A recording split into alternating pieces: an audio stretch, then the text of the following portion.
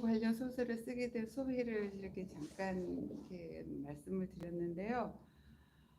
참 위안부 소설을 쓰면서 여러 가지로 마음이 많이 아프고 착잡하고 많이 힘들었습니다. 아, 사실 그 위안부 관련 소설은 물론 어, 김학순 할머니 증언을 보고 쓰게 된 계기가 되었지만 그 전부터 저한테는 이런 물음이 있었습니다. 과연 국가는 국민을 위해 존재를 하는가?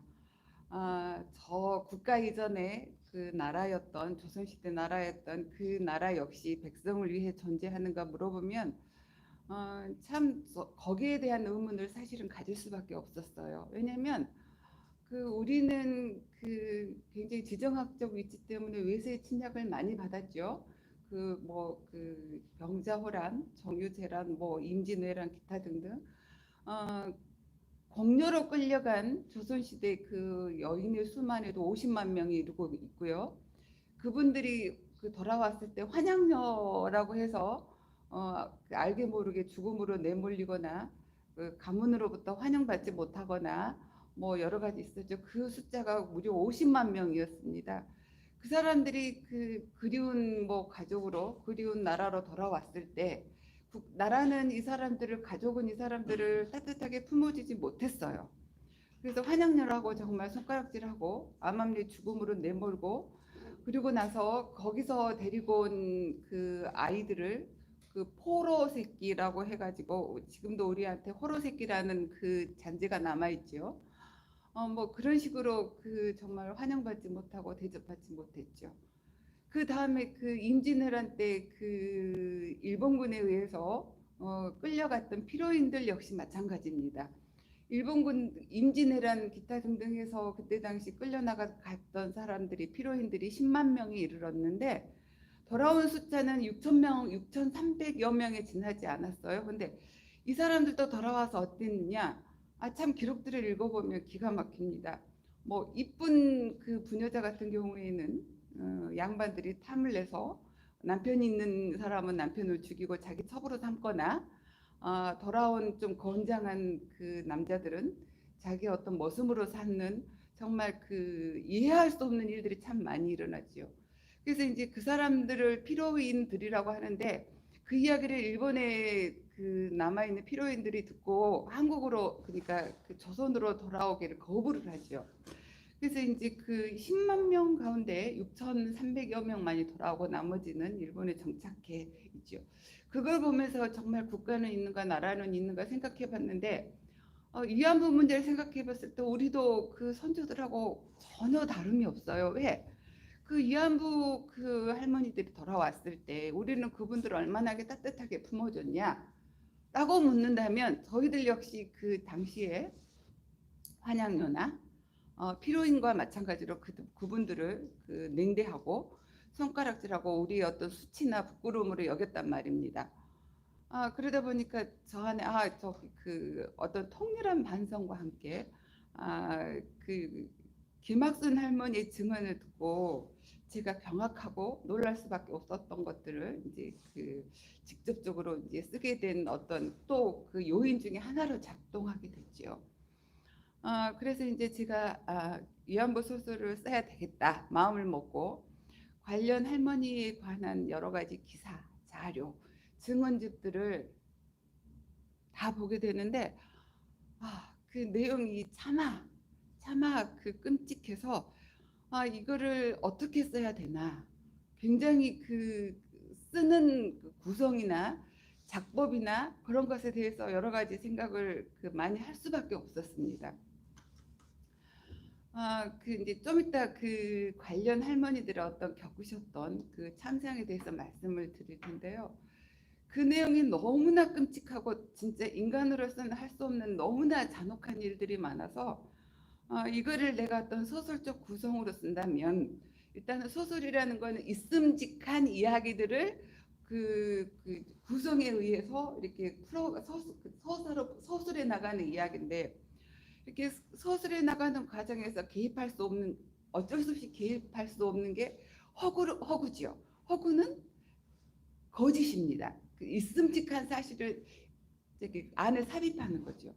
그러면은 그 이 소설이라는 것을 제가 이제 그 허구를 집어넣음으로써 이 할머니들이 겪었던 이것들을 자칫 희석시킬까 봐 그런 우려가 들었어요.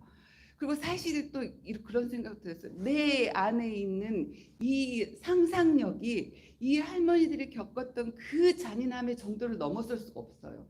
내가 가지고 있는 잔인함의 끝은 이 할머니들이 겪었던 그 참상을 뛰어넘는 거라 내가 아무리 내 200%내 저기 소설적 상상력을 작동시킨다 해도 이 할머니들이 겪은 참상을 따라갈 수 없었던 거죠. 그래서 저는 결심을 하게 됩니다. 어떻게? 그래. 소설적 상상력, 허구는 전부 다 빼고 이 할머니들의 이야기만을 가지고 그 할머니들의 그 개개인의 이야기들이 하나의 진주라면 구술이라면 이거를 하나로만 꿰자. 거기까지만 개입을 하자라고 생각을 하게 됩니다. 왜냐하면 이제 그게 구성이죠. 그 할머니들의 이야기들을 이제 하나로 이렇게 엮은. 근데 이제 그 이야기를 쓰면서 이제 그 할머니들의 개개인의 이야기를 듣는데 제가 아파요. 아픕니다. 왜? 너무나 끔찍해서 그 할머니들의 개개인의 이야기들이 저한테 독이 되는 거죠. 그러니까 마치 그 바늘끝, 예리한 바늘끝 있잖아요. 그거를 바늘끝만 잘라가지고 이렇게 그 물에다 타가지고 제가 마시는 기분이에요. 그 바늘끝, 그 날카로운 것들이 정말 내 혈관을 따라 돌면서 나의 온몸을 찔러대는 듯한. 그래서 그걸 쓰고 그 처음에는 뭐 1년 계획을 가지고 썼지만 몸이 너무 아파서 1년에 다 못 마치고 그리고 몸이 많이 아팠습니다. 아무튼 그렇게 쓰게 된 계기가 그 나비나더 이한부 소설이었는데요. 사실 그 이한부 관련 소설은 일본이 먼저 씁니다. 일본이 먼저 쓰는데요. 그 1947년 그 일본 작가에 의해서 쓰여지게 되는데요. 일본 작가가 쓴 처음 일본 작가가 쓴 그 소설들은 위안부에 초점이 맞춰지는 게 아니라 어떤 그 부차적인 어떤 내용으로 위안부가 들어오거나 아니면은 어떤 자기들의 저기 그 목적에 의해서 그 위안부가 잠깐 등장하거나 뭐 그런 식으로 들어오죠. 그게 1947년도에 그저기 일본이 그저기 소설이 쓰여지게 됩니다. 그리고 이제 그 요시다 세이지가 뭐 그 관련 뭐 자기는 뭐 그 위안부 사냥꾼이었다라고 얘기를 하면서 뭐 그런 관련 뭐 그 소설도 쓰게 되고요.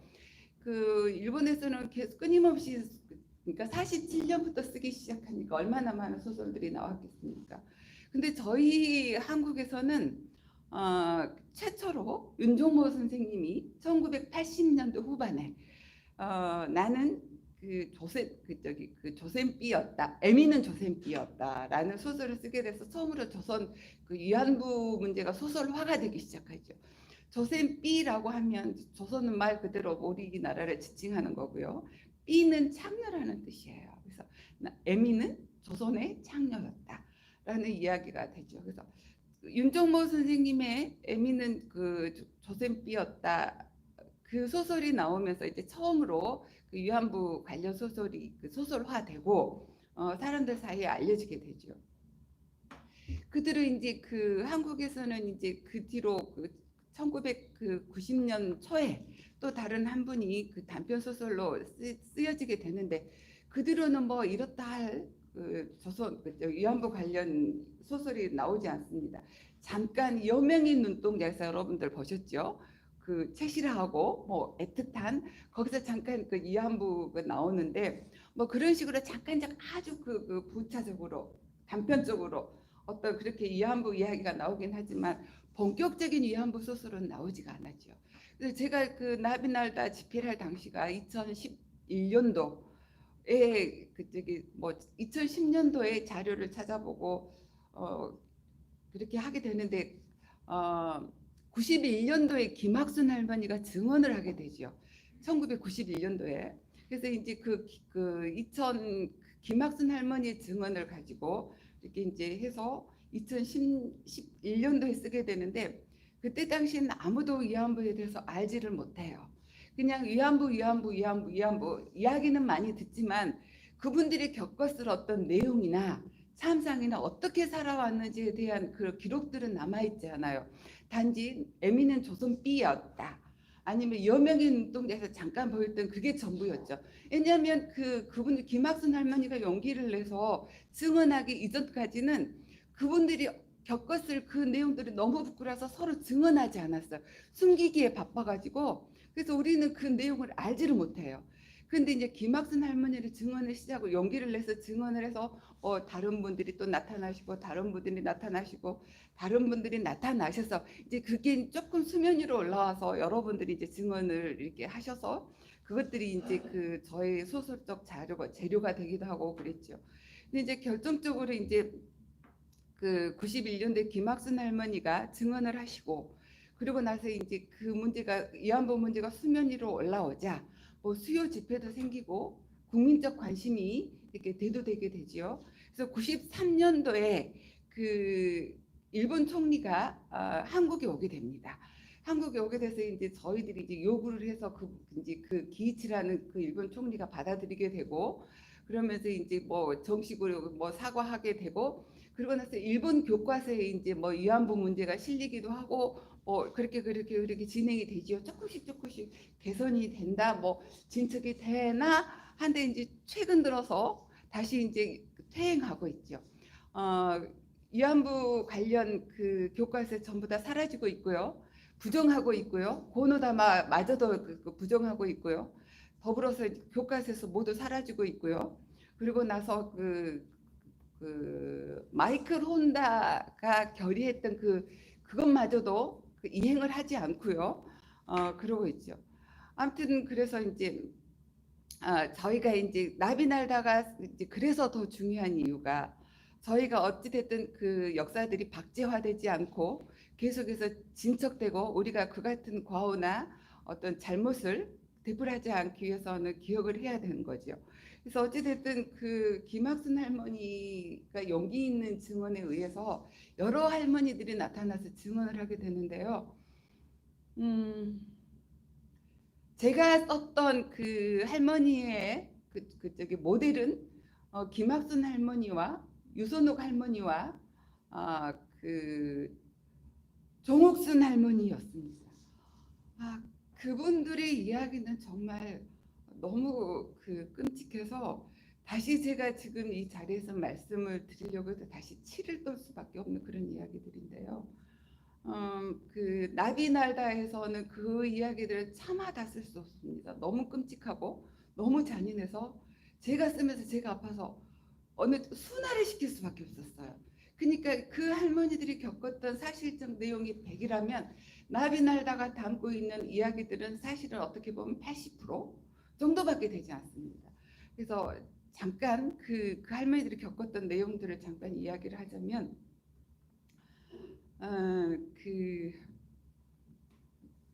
임신했다는 이유로 관리를 못했다는 이유로 그 쇠막대를 불에 달궈서 자궁 속에 집어넣습니다. 그러면 그 달궈진 쇠막대가 자궁 속으로 들어갔을 때 어떻겠어요? 그렇게 넣다 빼죠. 그러면 그 안에 그 할머니들 증언 속에 있습니다. 그 쇠막대에 살점들이 붙어서 떨어져 나와요. 그리고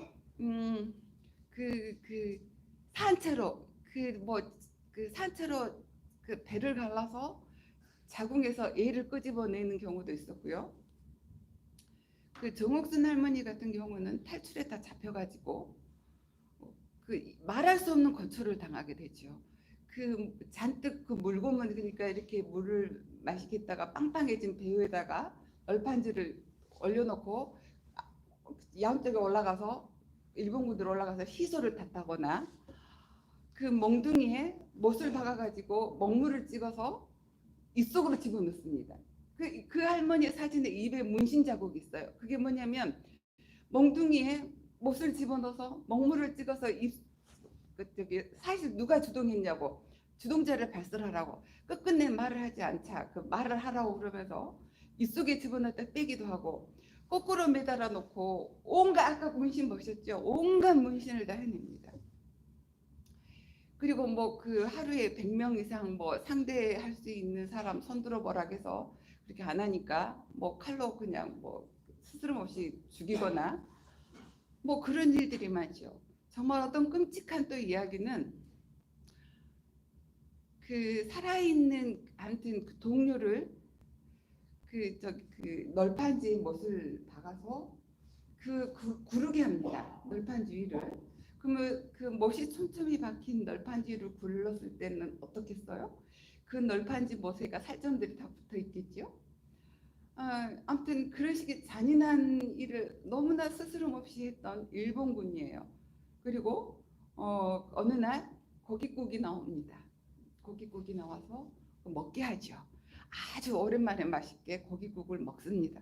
근데 나중에 알고 보니 그 고깃국은 같은 동료의 그러니까 위안부로 끓였던 고깃국이기도 하고요. 어떤 그런 그 말할 수 없는 이야기들이 그 할머니들 그 증언 속에 다 녹아 있는 거죠. 그 일본은 뭐 그런 위안부에 대해서 자기들이 주장하고 있는 내용은 뭐냐? 자발적으로는 매춘부다. 그렇게 끝끝내 얘기하고 자기들 어떤 책임을 회피하고 있죠. 그 렌지어 교수가 쓴 그 또 뭐 파장의 일자 뭐 세 개가 같이 분노했고 논문을 철회하는 듯 했다가 나중에는 결국에는 다시 그 논문에 그 철회가 안 되고 그대로 실리는 확정적으로 실리는 결과를 나타냈죠. 근데 그게 뭐였냐면 그 렌지오 교수가 그 근거로 든 게 뭐였냐면 요시다 세이지의 어떤 그 소설 근거를 든 거죠. 그 한국이 그 주장하는 거는 전부 다 허구다, 날조다. 요시다 세이지가 좀 과장을 해서 자기가 소설을 썼죠. 나는 그 사냥꾼이었다 해서 자기가 조선의 어떤 그 6천 명을 끌고 갔다. 사냥했다. 그러면서 어떤 자기 영웅담에 젖어서 자기 그 자랑하듯 자기 과시하듯 그렇게 많이 썼었던 사람이 요시다 세이지죠. 그 일본이 주장하는 그 렌지역 교수를 비롯하여 일부 몇몇 그 사람들이 주장하는 바가 바로 그런 요시다 세이지 같은 그런 허구 같은 그런 자기 과시욕에 젖은 그것을 근거로 들어서 한국이 주장하는 거는 전부 다 허구다. 그러므로 자기들은 뭐 그러지 않았다.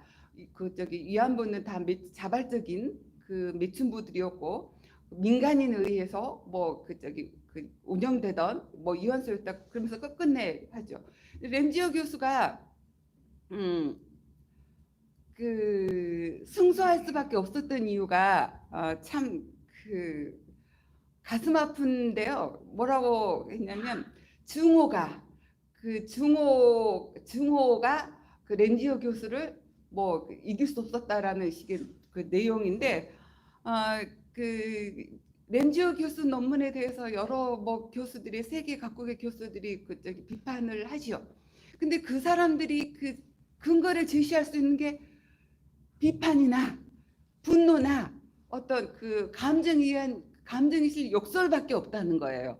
거기에 비해서 요시다 아니 그 렌지어는 그 일본이 차근차근 그 저기 만들어 온 그런 자료를 근거로 이렇게 대응했기 때문에 그 렌지어 교수가 결론적으로 그 증오나 날선 욕설에 대해서 대항할 수 있는 어떤 우위를 선점할 수 있었던 거죠.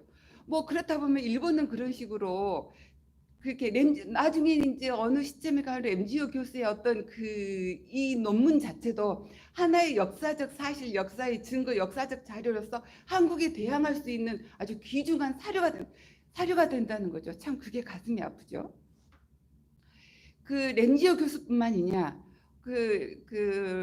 미국의 일본에 있는 그 뭐 일본인 아니 일본에서 근무하고는 서양인 뭐 교수라든지 미국에 있는 여러 교수들은 그런 식으로 학술적으로 그렇게 학문적으로 접근해서 계속해서 자료들을 쌓아가고 있습니다. 근데 한데 우리는 어떤 저기 그 뭐 하고 있냐? 아까 렌지오 교수를 이길 수 없었던 날선 비판, 그 날선 욕설, 감정이 실린 욕설, 분노, 뭐 감정적 대응으로만 일관하고 있는 거죠. 그래서 우리가 해야 될 일은 그 소설도 중요합니다. 어떤 소설적 사실을 저기 관계를 파악할 수 있는, 알릴 수 있는, 증언할 수 있는 소설도 중요하지만 일본처럼 차분히 대응할 수 있는 어떤 학문적으로 학술적으로 그런 접근도 굉장히 중요하다고 생각합니다. 최근 들어서 그 줄줄이 그 학문적 보장이라는 이유로 그간에 꽤 논쟁이 많았던 그 뭐 유석춘 교수를 비롯하여 뭐그 박유화 교수도 무죄 판결을 받았죠. 참 그 줄줄이 이어지는 그 판결들을 보면서 가슴이 참 아플 수밖에 없었어요. 왜냐하면 진실은 보는 각도에서 참 달라집니다. 우리 사람도 이렇게 정면으로 보는 거하고 뒷면에서 보는 거하고 저기 그 부감에서 위에서 보는 거하고 다 다르지요. 한 사람이지만 정말 다릅니다. 겉에서 보는 거, 밖에서 보는 거, 옆에서 보는 거, 밑에서 보는 거, 위에서 보는 거. 근데 이 그 류석춘 교수와 박유화 교수에서 보는 그분들이 그 들었던 그 논거는 뭐냐, 증거는 뭐냐. 그 할머니들의 그 수많은 내용들을 보면 그 위안부 할머니들 총 숫자가 우리나라뿐만이 아니고 특히 한중일에서 그 차출이 돼 갔는데요.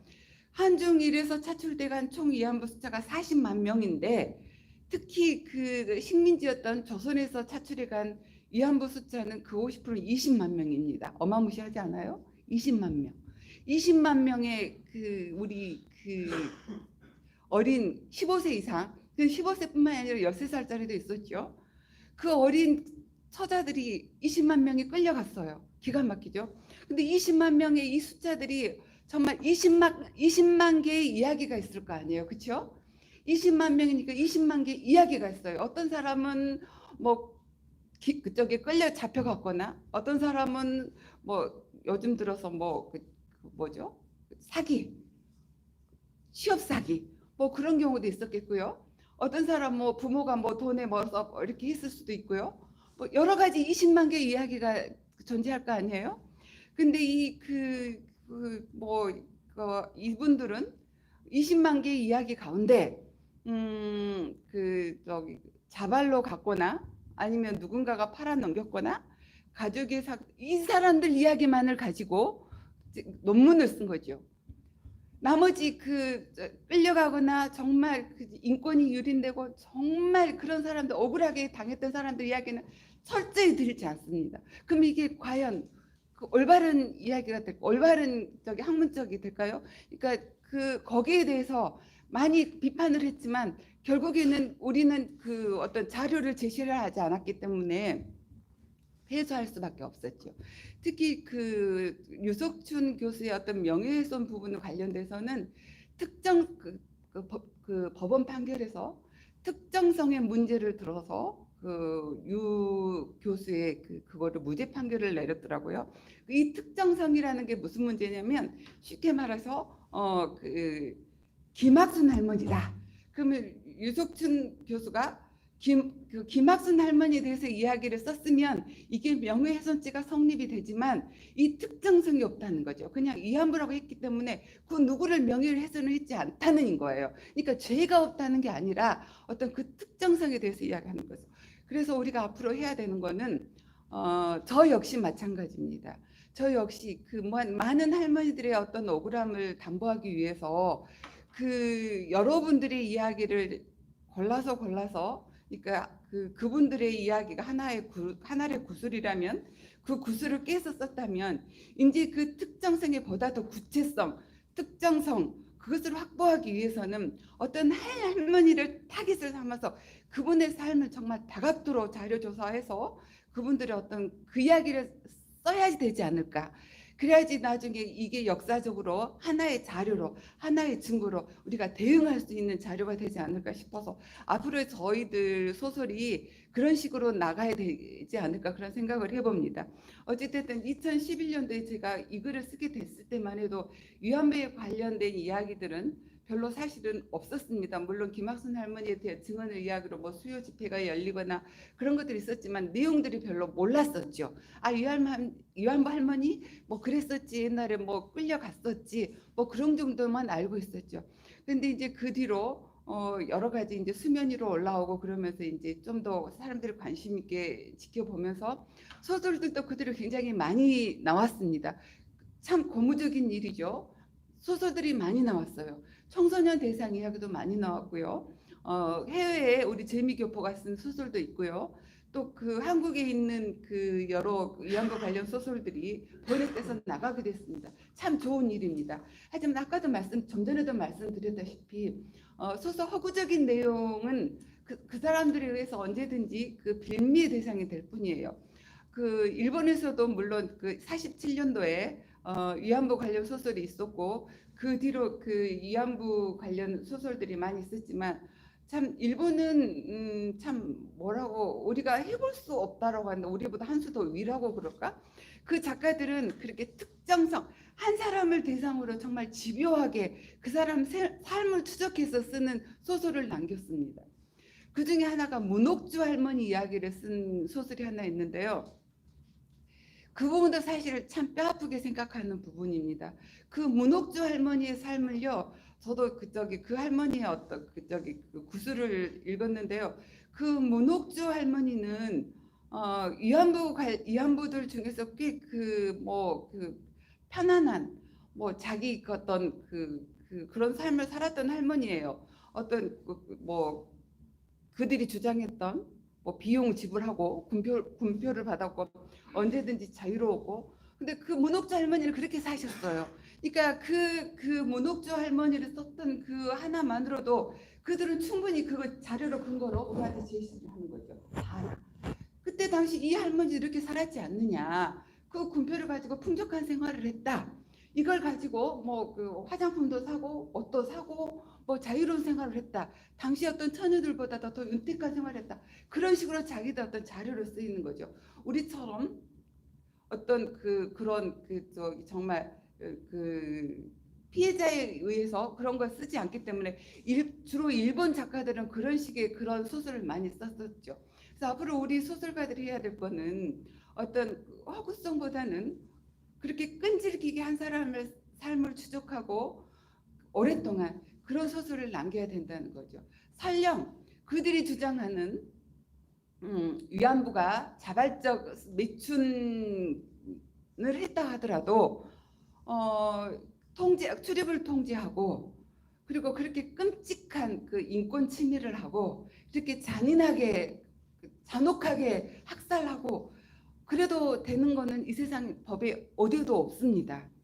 그렇게 끔찍하게 설령 그분들이 그 자발적으로 했다 하더라도 만에 하나 그런 경우는 없었지만 20만 개의 이야기는 그런 이야기도 있었겠지만 아무리 그렇더라도 그렇게 잔혹하게 사람의 인권을 그렇게 잔혹하게 잔인하게 학살을 해야 된다는 법은 어디에도 없습니다. 그 사람들은 끝까지 정전 후에도 위안부를 책임지지 않았어요. 정전이 그 항복과 함께 자기들의 어떤 치부나 자기들의 어떤 그런 것들을 그 세상에 알려질까봐 끝까지 몰살하거나 어떤 구덩이에 파고 죽이거나 그 사람들을 이렇게 도와주지 않았어요.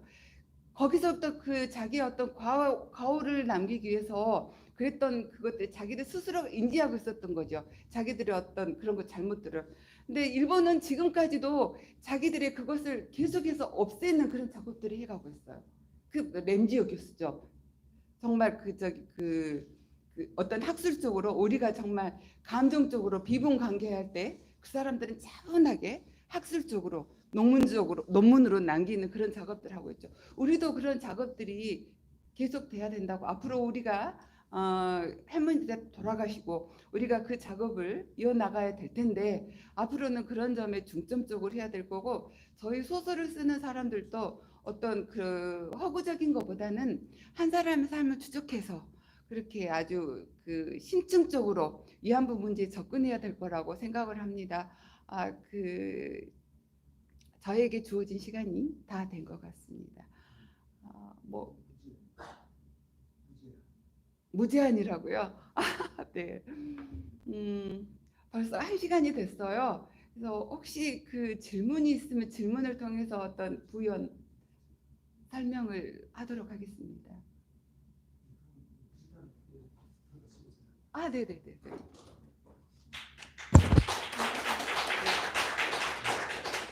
예, 감사합니다. 먼저 제가 이제 느낌 받은 거는요.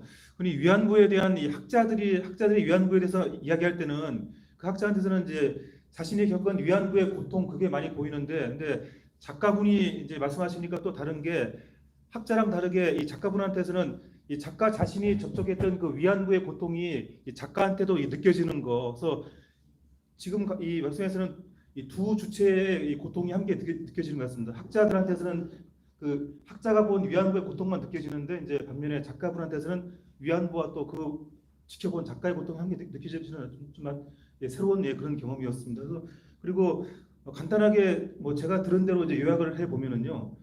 처음에 91년도에 그 8월 14일에 했었던 그 김학순 할머니 최초의 위안부 증언, 근데 거기에 충격 받으셔가지고 이제 이 위안 문제에 관심을 갖게 됐고, 그래서 이제 김학순 할머니하고 이 정옥순 할머니 등등 이런 분들을 이제 모델로 해서 쓰셨고요. 그리고 이제 아까 말씀하신 그런 아주 참혹한 그런 이제 경험들을 이제 체험하셨고, 그다음에 또 하나 중요한 말씀은 최근에 그 박유하 교수하고 이석춘 교수가 이제 무죄 판결 받았는데 위안부 명예훼손. 근데 이제 그 무죄 판결의 문제점을 그에 대한 견해를 피력을 하셨습니다. 그래서 이제 그 두 교수가 위안부들을 모독한 건 명예훼손 한 사실인데 이제 법정에서는 이제 특정한 위안부를 이제 모욕을 안 했다 해가지고 이제 이렇게 명예훼손 안 했다 해가지고 그렇게 이제 무죄 판결 받았다는 이제 그런 말씀하셨고요. 그리고 이제 또 한 가지는 한국의 이 작가들하고 다르게 일본 작가들이 아까 특히 예시하신 게 이제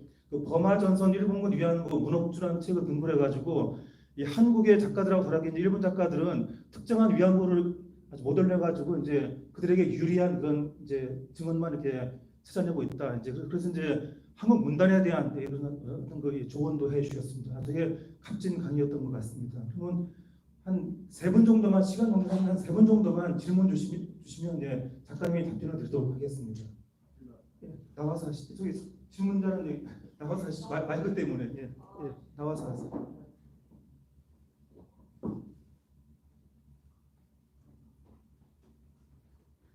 아까 그리고 저 강의 서두에 약간 좀 진행상의 문제가 있어가지고 좀 약간 한 10분 정도 지연된 거에 사과드립니다.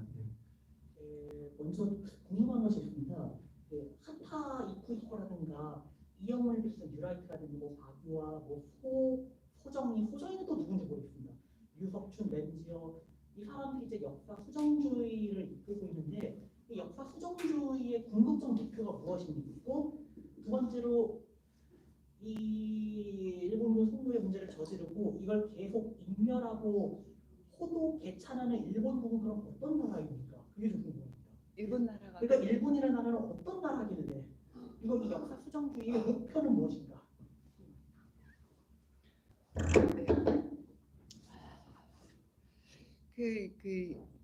제가 얼마 전에 레일웨어맨인가 그 영화를 본 적이 있어요. 레일웨어맨 영화 보신 분 계세요? 네. 참 그 레일웨어맨은 미국인이 포로가 돼서 포로 생활 때 겪었던 어떤 잔혹한 이야기를 회상하면서 그걸 한 건데, 참 그걸 보면서 일본이란 나라에 대해서 좀 많은 것을 생각하게 된 계기가 됐어요. 거기서는 미국이란 물론 헐리우드 미국에서 만들었기 때문에 뭐 그럴 수도 있겠다는 생각이 들지만, 굉장히 일본이란 나라는 강한 나라 앞에서는 굉장히 어떤 신사적이고 굉장히 뭐라고 해야 되나, 사실 그렇게 보면 어떤 한 나라를 이렇게까지 저희들이 대접받고 싶으면 대접하라 이런 표현까지는 하고 싶지는 않지만 어떻게 보면 비굴하게까지 좀 하더라고요. 그러니까 전쟁이 끝나고 일본이 각국에 대응하는 그 자세를 보면 굉장히 달라요. 국가마다 다 다릅니다. 미국에 대한 자세가 다르고요. 중국에 대한 자세가 다르고요. 네네. 미국에 대한 자세가 다르고요. 중국에 대한 자세가 되고요. 우리한테 대한 자세가 너무 다릅니다. 이게요, 그 뭐 조금 그 체면을 차려서 약간 이렇게 위선이라도 떨면 참 좋겠는데요. 일본은 그러지가 않아요. 극명하게 다릅니다. 미국한테 대하는 태도, 중국에 대한 태도, 한국에 대한 태도가 너무 달라요. 미국에 대한 태도는 너무 저자세, 비굴하고 뭐 어떤 그 옛날에 어떤 그 사무라이 정신에 입각해서 뭐 자기 어떤 그 오야붕대하듯이 굉장히 깍듯하지요. 중국은 마지못해서 이제 최근 들어서 인정을 하고 사과를 했죠. 우리한테 하지 않는 사과를 중국에는 했습니다. 뭐 그래 너희들 아직 뭐 우리 따라와 봐라 뭐 그렇지만 그만 인정은 해줄게 뭐 그런 식이죠.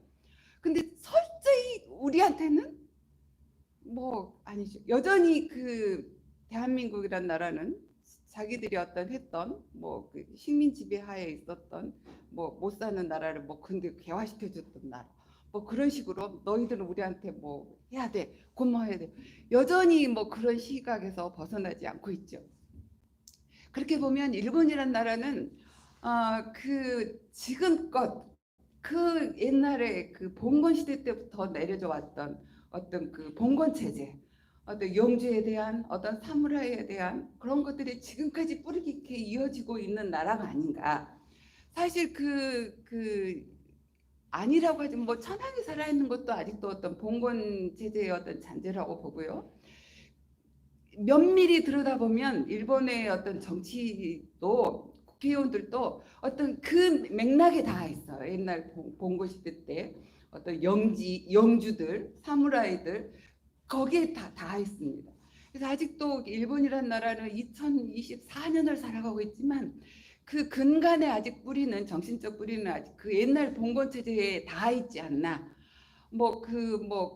그 여전히 뭐 요즘에 기시다 비자금 문제가 되고 있죠. 그 비자금이 오래전부터 일본의 어떤 정치의 어떤 그 맥입니다. 왜냐하면 옛날 그 영주들이 그 지역을 이렇게 다스리게 되면서 그것들이 이제 현대로 넘어서 국회의원 체제로 넘어오는데 그 비자금이 그 자금이 많은 사람 밑에 이렇게 줄 설 수밖에 없죠. 그 파로 들어갈 수밖에 없죠. 갯바로 들어갈 수밖에 없죠. 그러다 보니까 특히 이제 일본은 뭐 혈연 그런 게 중요하잖아요. 양자도 많이 가죠. 그런 식으로 어떤 그 비자금을 다시 너 내 후계자 해 그럼 비자금을 이렇게 넘겨주기도 하고 어쨌든 뭐 그런 식으로 하죠. 그래서 일본이란 체제로 현대 2014년을 살아가지만 일본이란 나라는 여전히 그 옛날 봉건 체제 속에 들어있는 그 맥이 다 있는 봉건주의 사회, 신분 체제, 신분주의가 살아있는 그런 나라인 것 같고요. 그 수종 그 역사주의 그거의 그 최종 목표는 그냥 그 일본이 의도하는 그러니까 사실 위안부 문제도 초기까지만 해도 일본이 걔들이 주장하는 어떤 그 민간인에 의한 위탁을 주고 민간인이 그 모집을 하고 뭐 그랬었죠. 근데 대동아 공영권을 부르짖으면서 그 전장을 확대시켜 나가죠. 저쪽 만주로 기타 등등 하면서 그러면서 이제 본격적으로 전장이 확대되면서 이제 그 수요가 이렇게 확장이 되니까 그때부터 본격적으로 이제 군대에서 나서서 이렇게 모집을 하게 됩니다. 그 과정에서 많은 피해자들이 발생을 했죠. 그러니까 군인들이 이렇게 이렇게 끌려가거나 심지어는 전부 다 15세 이상 15세 이상 운동장에 모이라고 해가지고 거기서 15세 이상은 다 잡아가거나 그런 그 일들이 참 비일비재하게 일어났습니다. 그래서 후반으로 넘어갈수록 그 전장이 확대되면서 군이 개입을 했는데요. 그 일본이 의도하는 바는 그런 것 같아요. 역시 대동아 공영권에서 자기들이 그때 당시엔 무력으로 점령을 했다면 자기들이 무력으로 어떤 이쪽을 지배를 했다면 이제는 그 역사주의 어떤 이념이나 아니면 어떤 그런 식으로 해서 자기들이 어떤 우위를 점하고 자기들이 그걸 지켜나가려고 하는 그러지 않을까. 그러면서 저희는 이제 여러분 아시다시피 그 모든 것들은 그 일본으로부터 많이 일본이 사실 그것도 이렇게 주장하고 있죠. 일본은 조선은 자기들부터 개화를 했다. 그래서 뭐 그거를 옛날 학문적으로 이렇게 받아들여서 그 일부 그거를 일본의 그런 것들을 계승하는 학자들이 해서 우리나라도 그렇게 되고 있는데 제 말이 또 증거가 될 수 있으니까 하나 쐐기를 박아야 되겠습니다. 저희가 참 이것도 유치한 일이지만 저희가 그 사실 어떻게 보면 우리가 그 삼국 시대나 뭐 그 뒤로 우리가 알 수 없는 역사들이 참 많아요. 알 수 없는 그 진실들이 참 많습니다. 왜냐하면 그 일본 식민지 하에 저희들의 역사가 전부 다 사라졌으니까요. 그 사람들이 우리의 어떤 정신을 말살하기 위해서 많은 것들을 다 태워 없앴으니까요. 그 고흐가 사랑했던 고흐가 충격을 받았던 일본 화가가 일설에 의하면 아직 그거 학문적으로 연구가 되지 않았습니다만 저는 사실이라고 믿고 싶습니다. 고흐가 사랑했던 그 일본 화가가 김홍도였다는 말도 있어요. 김홍도가 그 손을 못 그렸는데 그 일본 화가가 남겼던 그 인물화를 보면 김홍도가 남겼던 손하고 똑같습니다. 여러분들이 어떻게 언제 한번 확인해 보신다면 김홍도의 인물화를 보신다면 김홍도의 손을 아마 좀 봐보세요. 김홍도 손이요. 그 뭐 손가락 6개가 된 것도 있고 손가락이 4개짜리도 있고 참 그렇습니다. 근데 그때 당시 그 일본 화풍이요. 서양에 굉장히 그 인기를 끌었습니다. 그래가지고 그 일본 그림 따라하기가 서양 유행이었던 적이 있고 고흐 역시도 그때 일본의 화풍을 영향을 받아서 그리고 일본에 좋아했는데 그 뭐 김홍도였다는 설이 있고요. 그런 식으로 알 수 없는 우리의 역사들이 많이 지금 증명되지 않고 있어요. 그래서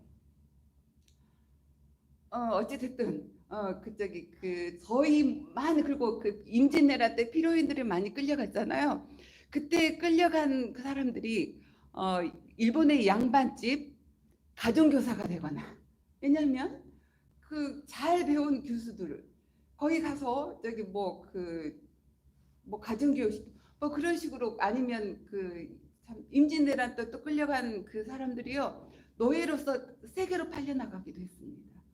그때 당시 우리 피로인들이요 그 일본에 가서 머슴도 했고 뭐 부족한 노동력도 채우고 그랬습니다만 그 가정교사가 되기도 했고 세계 그 노예 시장에 끌려가게 팔리기도 했고요. 어쨌든 저희 문화가 조선의 문화가 아니면 삼국시대 백제의 문화가 참 그 일본에 영향을 많이 미쳤고 그 일본 천황이 스스로 자기는 백제의 후손이라고까지 밝혔는데 어쨌든 그런 그 역사를 가지고 있는 아니면 그 한일 두 관계에 있는데 일본은 이거를 비웃고 싶은 거죠. 자기는 여전히 그 세계의 맹주고 아시아의 맹주고 세계의 뭐 위대한 민족이라는 거를 그거를 통해서 자기들을 증명하고 싶고 여전히 살아남고 싶은 거죠. 네, 뭐 이걸로 대답이 충분히 됐는지 모르겠습니다. 네, 감사합니다. 네, 다음으로 강남구 대표님이 질문해 주시겠습니다.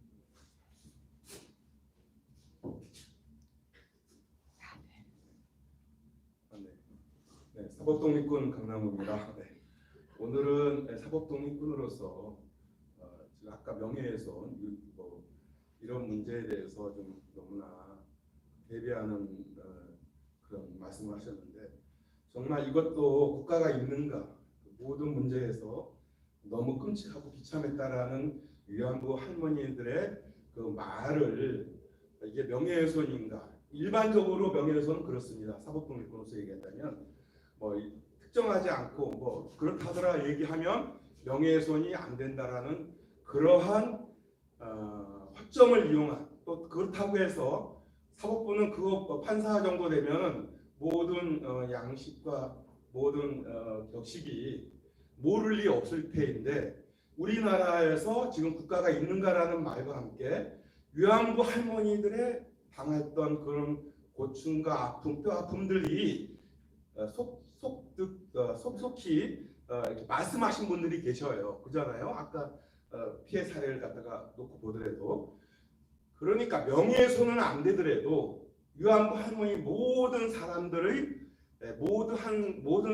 전부 다 똑같이 모욕, 그건 명백한 이렇게 공표한 사람의 한 사람 한 사람의 입장에서 보면 모욕죄는 나는 성립된다고 봅니다. 그러니까 이런 말들을 하는 자체가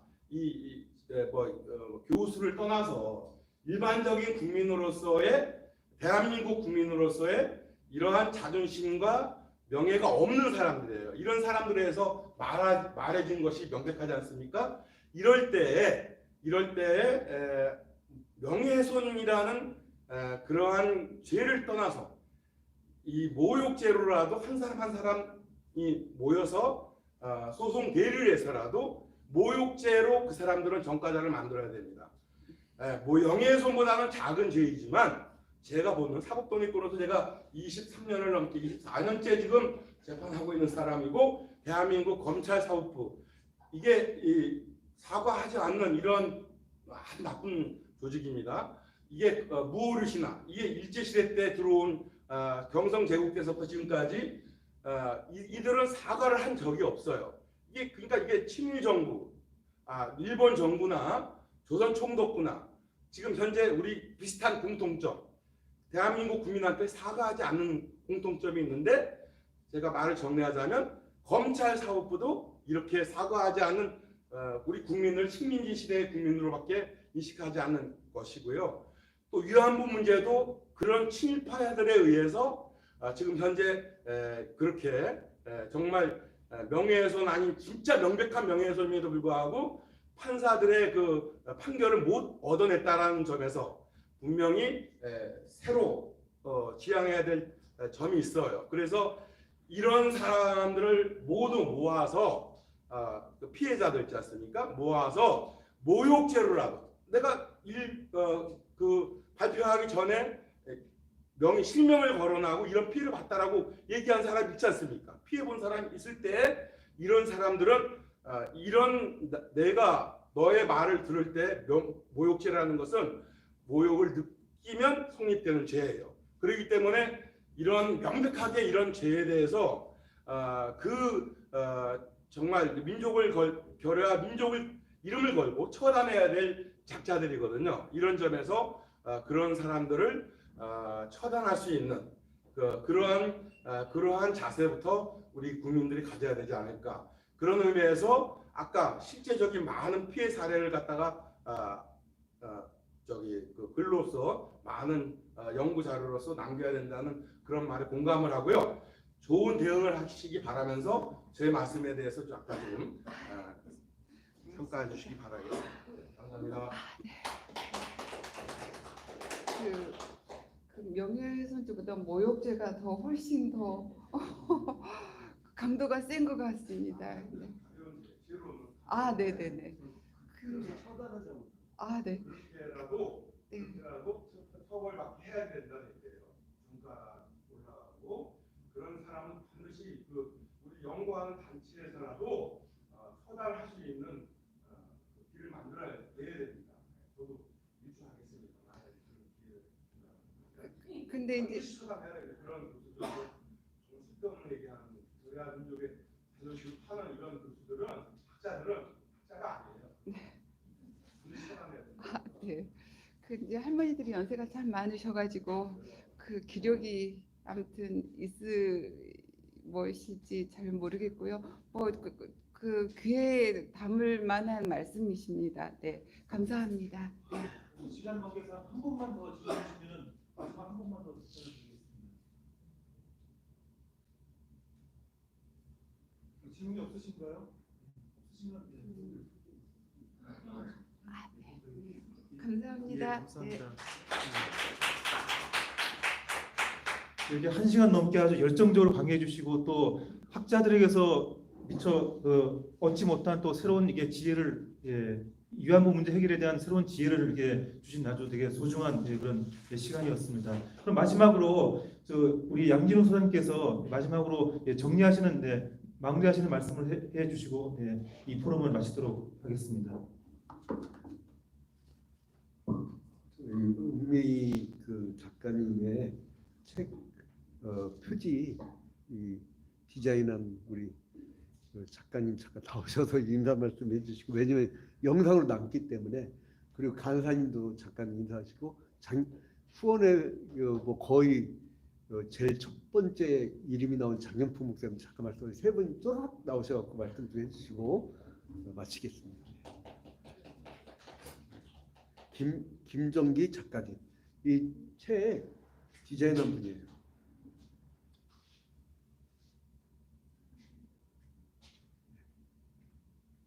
그다음에 간사님 준비하시고.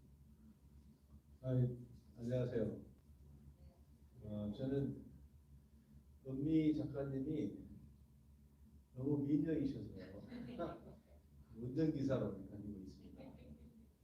다니다 보니까 책도 팔아야 돼서 사실 책을 좀 팔고 있습니다. 이걸 기억해 주시고 네이버에서 나비나다를 치시면 이 책이 나올 겁니다. 굉장히 어렵지만 힘든 길을 가고 있습니다. 오늘 이렇게 좋은 기회를 주셔서 감사드리고요. 열심히 하겠습니다. 감사합니다.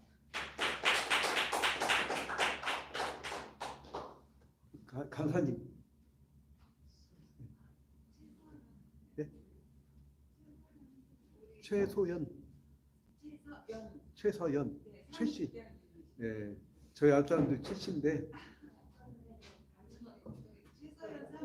네, 사무장. 네, 안녕하세요. 저는 주로 저희 역사를 기억하는 사람들의 모임에서 잡일과 총무를 담당하고 있습니다. 저도 역시 책을 팔아야 되는데 제가 제일 책을 많이 팔아야 되는데 요즘 도움이 안 돼서 좀 죄송한 마음이 크고요. 사실은 저는 이 책에 대해서 말씀드리고 싶은 게 처음에 저희가 이 책을 받아볼 수 있었던 거는 미국에서 먼저 책을 출판을 했어요.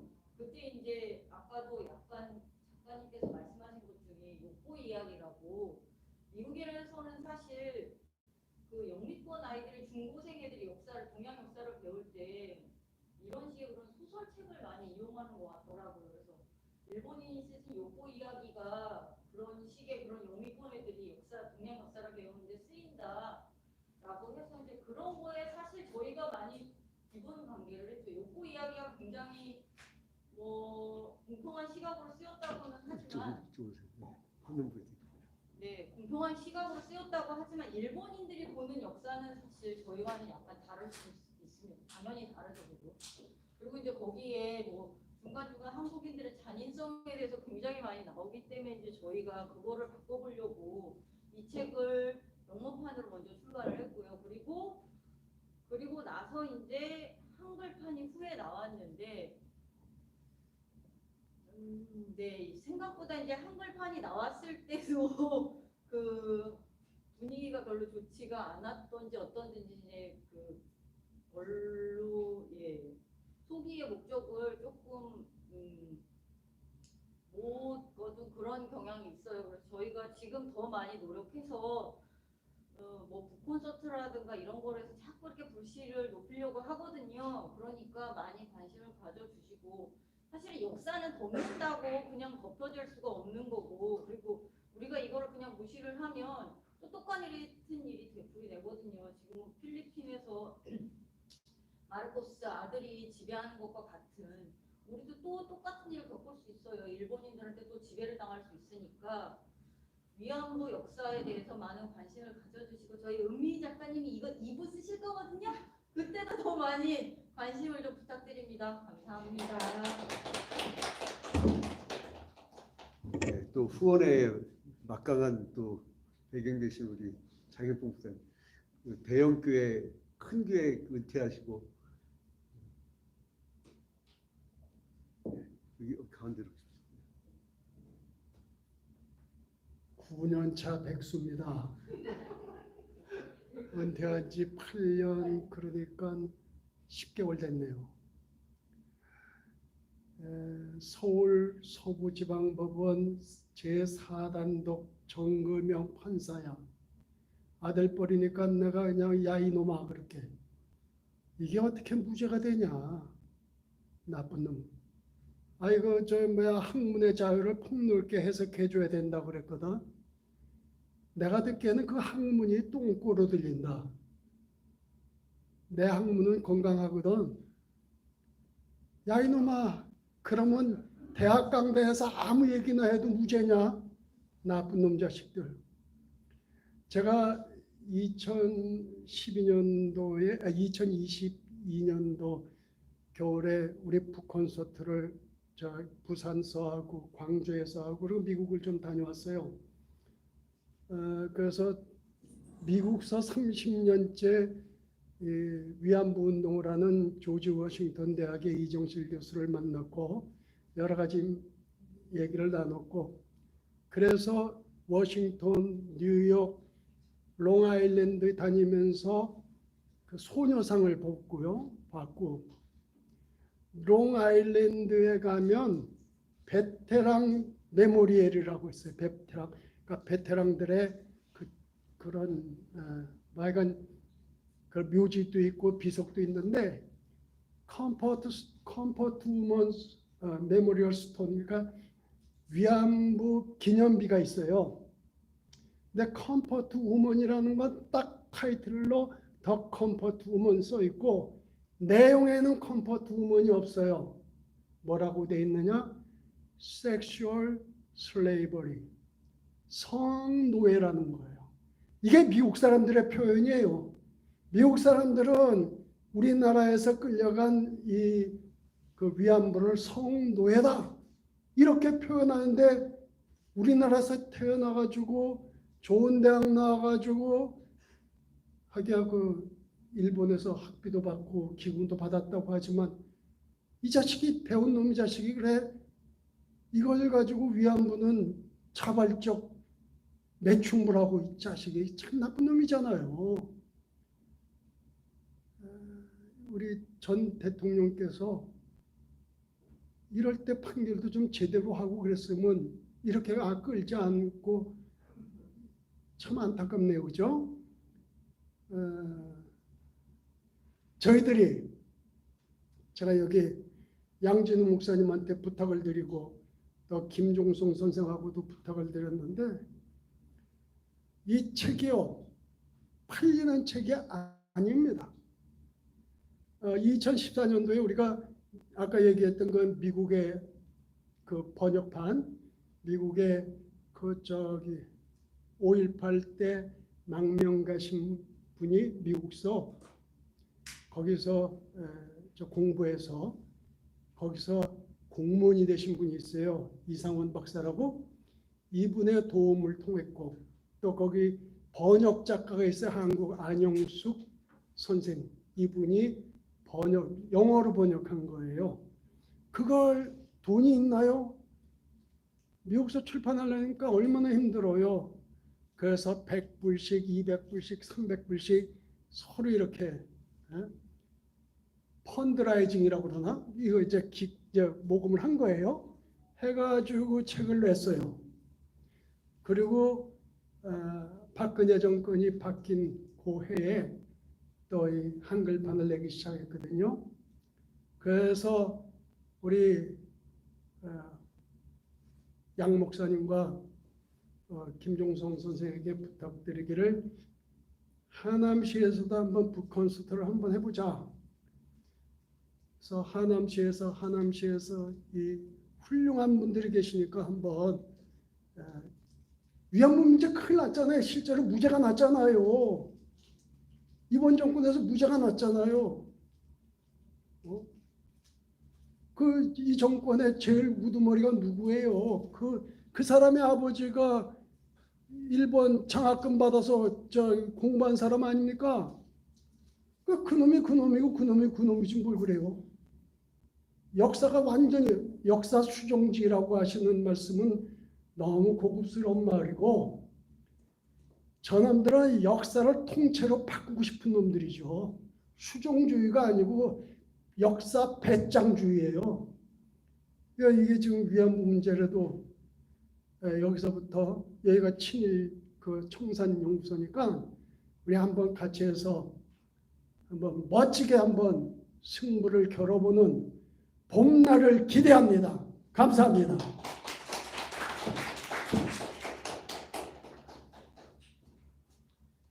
간략한 멘트로 이제 마감하려고 하는데요.